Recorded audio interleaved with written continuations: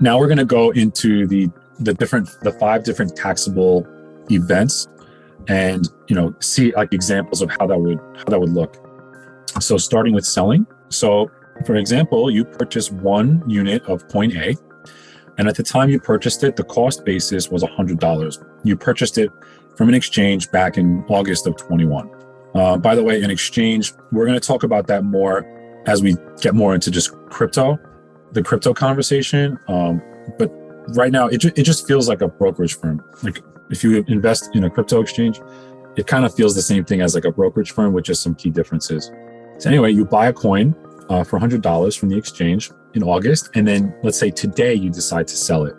Only now it's valued at $250. So then you get your current government issued currency back, your money, your US dollars. So the first question is, how much of the gain did they incur, and would it fall under a short-term or long-term capital gain? The answer obviously is short-term, right? Because it's, yes, that's right. Thank you. It's $150 and it's short-term. So, right, because you purchased in August, sold it in December, short-term. Do the math, $150 difference. Pretty straightforward, right? So that's how it will work if, let's say, someone was that's as a selling crypto. Cool. All right. Next up, we have converting. So if you purchased one unit of coin A valued at $100 from the exchange back in August of 2020, and then you convert that coin for coin B at an equivalent value of $250 in October of 21. So a few questions here, why would it be considered a capital gain? And then from there, is it a short-term or a long-term gain? And what would be the tax liability? So the reason why it's considered as a capital gain is because when you're converting crypto, let's say you convert from coin A to coin B, the IRS treats it as you're selling one and buying the other. And what do we know about, capital gains is that it's incurred when you dispose of the asset. So that's why it's considered a capital gain rather than something else. Now, is it short-term or long-term? So, August 2020, right? 1 year, and August, September, 2 months later. So that's a long-term gain, right? So pop quiz, what would be the actual tax liability? How much tax would they owe? Does anybody know? Do you remember the long-term rates? Bingo, Andrew got it. Yeah, you don't have to pay anything. Right. Great. Yeah. So up to 40,000. Yeah, you can not pay any taxes. So it's very interesting. And Brandon, quick question here. Sure. I think some people might be wondering who would trade, who would actually, allow you to exchange, how can you exchange $100 coin to something which is much more valuable, right? Can you give some contextual explanation of how this could happen? I think I might have worded it not perfectly in this. So you purchased the coin at the time you purchased it, it's valued at $100. And then Gotcha. In October of 21, you exchange that coin. You completely sell off the entire asset, one coin, for the equivalent value of coin B. So, right. So then at that time that you converted it, coin A was worth $250. So, Gotcha. I definitely. Thank you for pointing that out. That was definitely a wording thing. And let me add one more thing.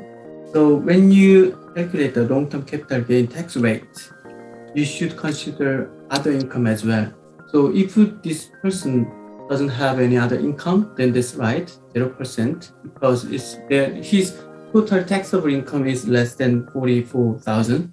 But if he has another income like salary of 50,000, for example, then their tax bracket go up into the 50% bracket, because we are considering this long-term capital gain is on top of other taxable income.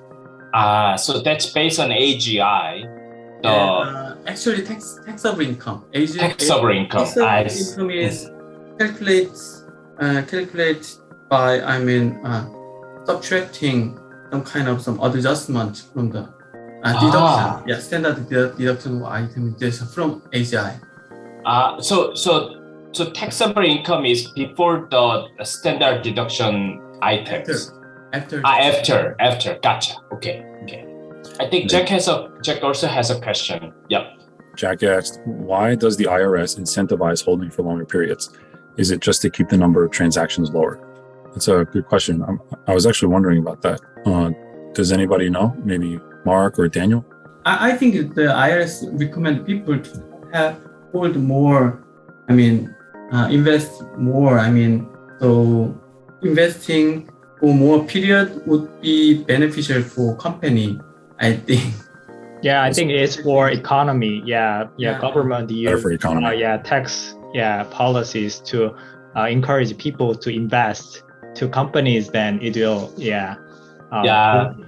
it will change the everything in economy. So actually I remember taking the lesson in the MBA class that says the economies like China where do not really they have the tax incentives where they encourage people to hold on to stock or stocks for long term.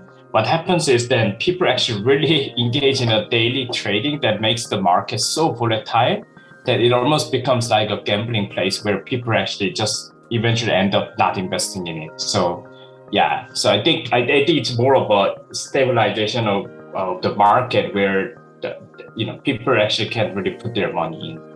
Okay, thank you, everyone. Great questions and great answers. All right. So this part about converting is clear now. So moving on. Oh, Yu Jung asked a question. If I convert CoinB in July 2021, is it considered short-term? The purchase was in August, and if the holding period was less than 1 year, or a year or less, then it's considered short-term. So if they purchased in August and then sold it in July 21, then according to my math in my head, then it would be a short-term. All right, so that's everything for today. And if you have any questions, please leave a comment. Thank you.